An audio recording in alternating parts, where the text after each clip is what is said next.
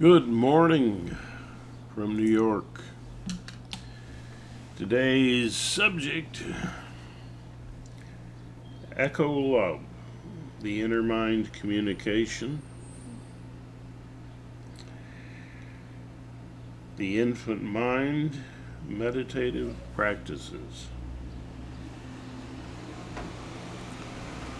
As you know, I've named the entire philosophy and approach of the inner mind communication practice as Echo Love, which includes the philosophy and the entire picture of this rather amazing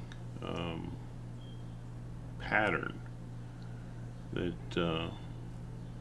it's so enlightening. And I'd in the last period of time, my last presentation, I talked about the language version, the role play aspect of Echo Love, inner mind communication, and promised that I would talk about the meditative. And so today I'm going to talk to you about the meditative practices of Echo Love, inner mind communication.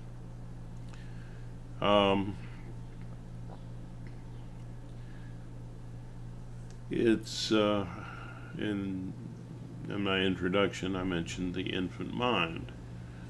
Well, the meditative approaches that part of you that has no self-concept. And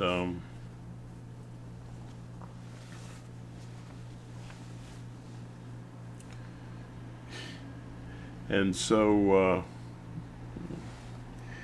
that's very important to understand. Whenever you meditate and so on, you launch into a kind of ego transcendence of sorts, meaning your experience is not language based or heavily influenced.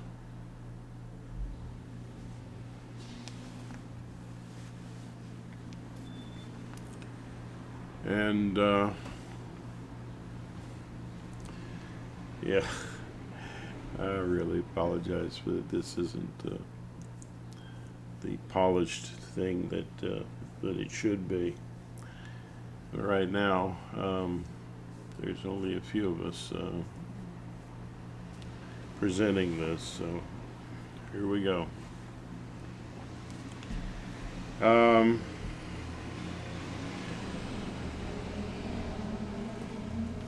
Yeah, there are three things that you're able to do that even a fish can do before you have a self-concept and before you have language. And it's everything in this process is feeling related, meaning that it connects to survival, to deep needs within yourself. And the process can help you to unlearn the helplessness that creates many kinds of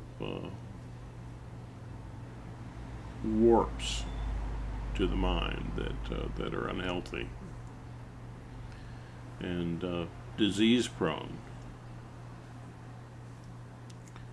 And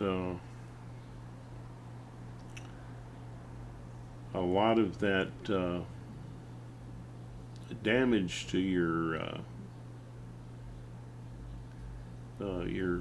helplessness around needs, feelings, and their expression from trauma that occurs. It can be, you got to understand that this is both referencing complex PTSD and PTSD. It's both of these things. So when I'm saying trauma, I'm also been talking about helplessness around getting your needs met for whatever reasons. Developmental needs, that's your complex PTSD, and the other PTSD is just yes, trauma, extreme conditions in which the drama is overwhelming. Your fear of imminent harm or anxiety is huge, and that's enough to impact you in ways that you're experiencing constant anger or fear. You have the drama in your life, has you, and rather than you just having drama, which is healthy, which is means your needs are being met, but you're being challenged and you're growing. So it addresses both of those forms of trauma. And the infant mind is when you are most impacted by this helplessness. It creates a pattern in your life that Arthur Janoff talks about in his book. It is one of his latest books before he died, and that was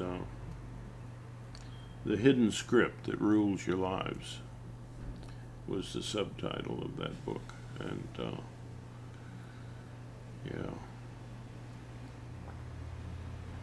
I can't remember the title. Old age, perhaps. Anyway, he's a great man, and he had a lot of insights that now they're discovering and calling it new. He had it. He knew about it beforehand, and it's like, but he wasn't recognized, and he was copied badly, and his therapy, and people thought it was primal scream therapy. That's just the title of a book that he wrote, to begin with, and the process isn't about screaming. It's about, in my way of putting it, it's just the unlearning of helplessness around needs, feelings, and their expression, which has all these bad side effects, which he called neurosis. And anyway, but it also, these traumas, wow. Well, I'm going way off into the weeds, and on my next video we'll talk about that a little more. But let's get to the point here. The three meditative practices are connected to your ability to focus, to be playful, and to be expressive, of your feelings, but feelings that are not encased in religion, and that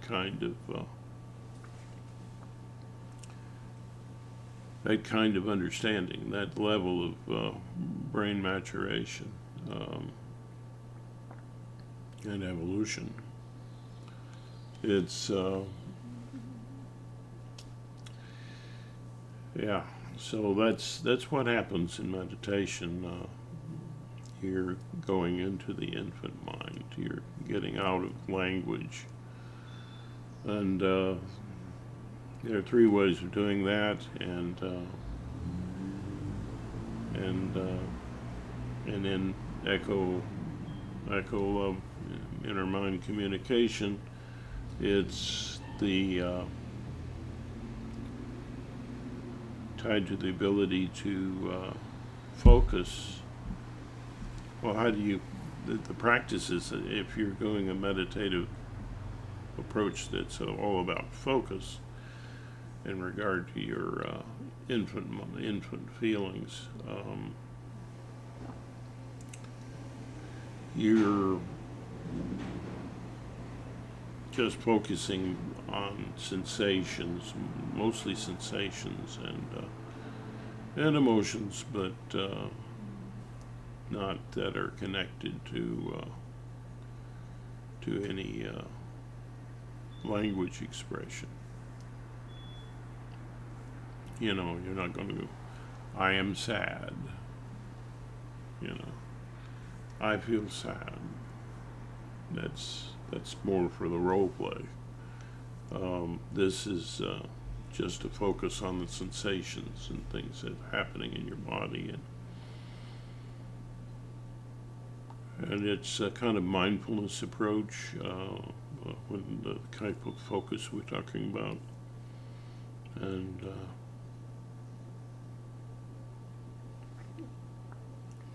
it involves, letting your mind drift.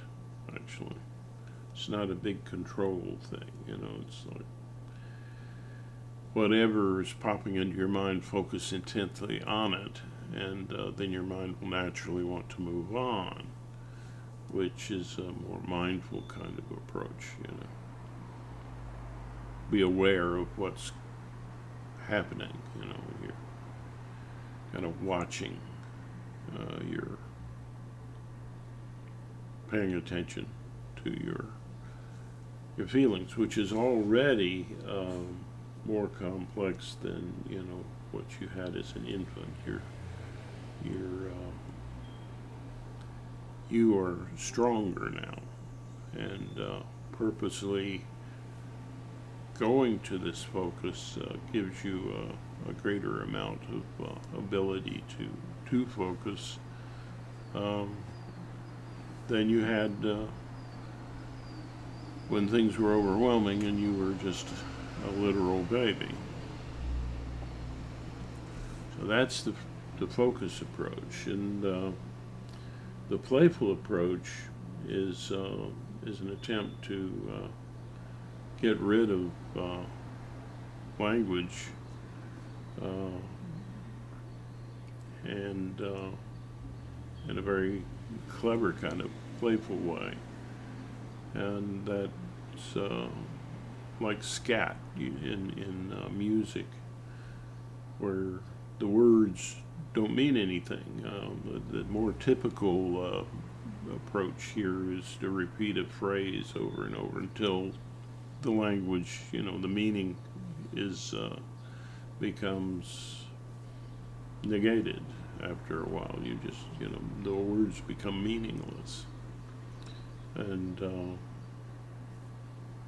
but a better way is to use the scat approach and just create the sounds yourself and be playful with them, which adds another aspect. It gives you another type of, other than the power of focus, you have the power of play working to get in touch with feelings that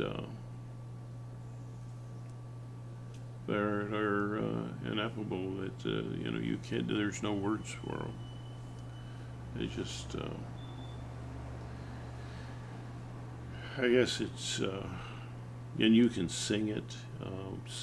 Music also often helps people get in touch with their deeper feelings, and so you can sing, um, like they do with scat, or you can just, like you're talking.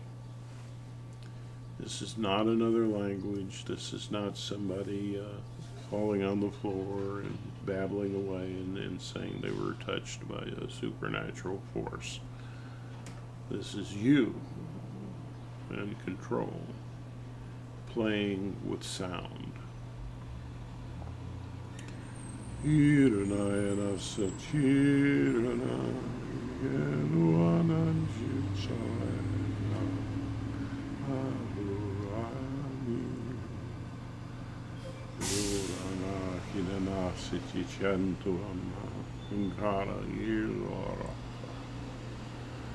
Okay, now is this built on top of the focus? Yes. You're continuing the focus, but you're adding play. Now the next approach, the next meditation approach that we use in the system is about expression. So here you're going to try and express the feelings that you're having, that you're focused on.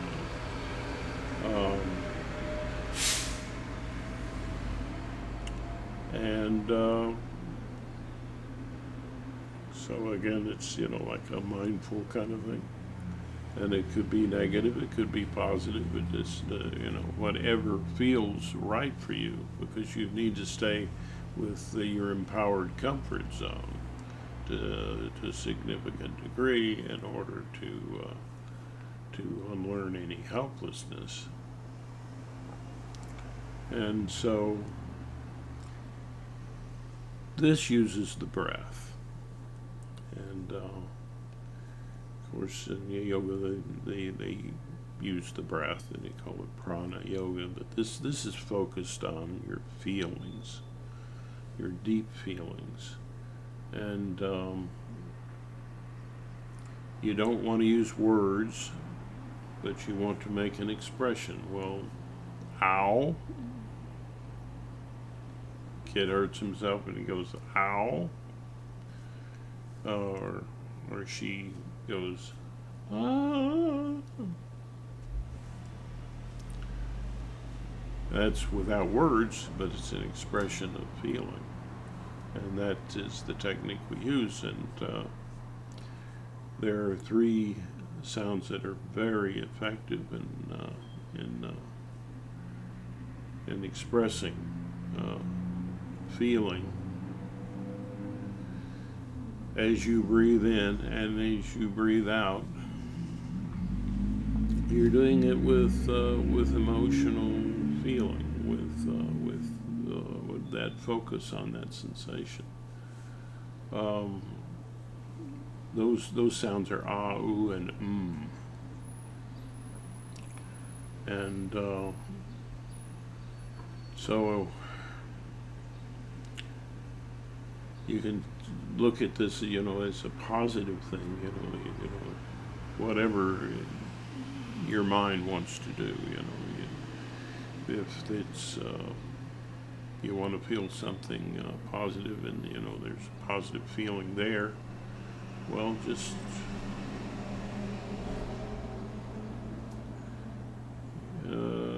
you might go ooh, like you're really having a good time. Or you might, if your focus is on something that's more distressing, you might ooh.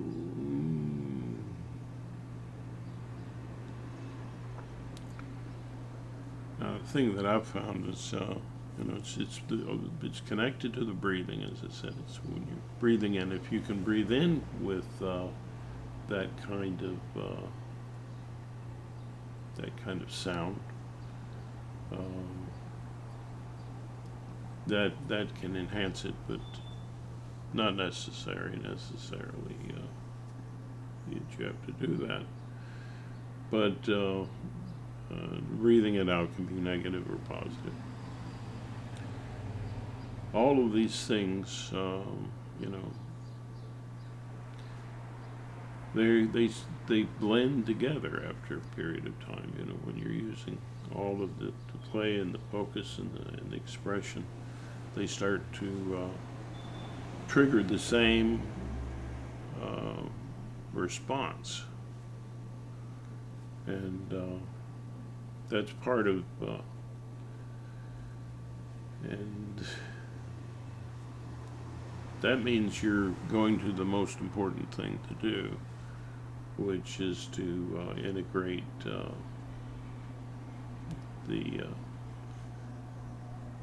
unlearn the helplessness so that you can integrate trauma into your life and deal with it so that it doesn't control you, so that you have the drama, but the drama doesn't have you. It's not like nothing ever happened to you, but it's useful. Let's see, we're 21 minutes into this. Those are the three practices that are meditative that we use. And these things may, if they sound silly to you and make you want to laugh, then that's what you need to do. Practice it and laugh. Laughter is a valid response. And also, it's because you're feeling nervous. Right? In this case, possibly. So, yeah. So I'll hit the heavy stuff in the next video. The amazing connections. There's so many that another mystic that understands this, like I do, says, "Man, you know, how are we going to name this?" So I've just launched out and I've given it a name. You know, it's close. Okay.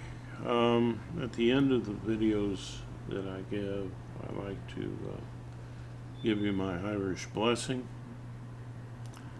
and I do it in a humorous spirit because I'm not a great singer,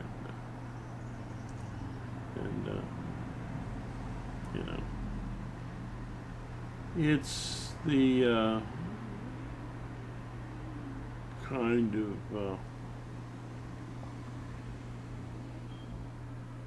permission for you to laugh at me, which I hope you will always feel free to do.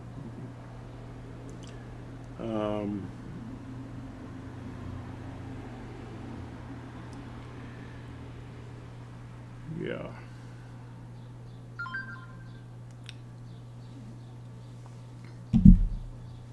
So, may the road rise to meet you. May the wind be always at your back. May the sun shine warm upon your face. The rain fall soft upon your fields. And until we meet again, may God hold you in the palm of his hand. Or her hand, or its hand. So, that's the karaoke you can laugh at with full permission, you know. Anyway, and I love to use the word namaste, or the word, it's a phrase, a statement, kind of. And it means basically is what Carl Sagan, the great physicists said that we are the universe knowing itself. You are a wonder walking. There is nothing that isn't wondrous about you. You are amazing.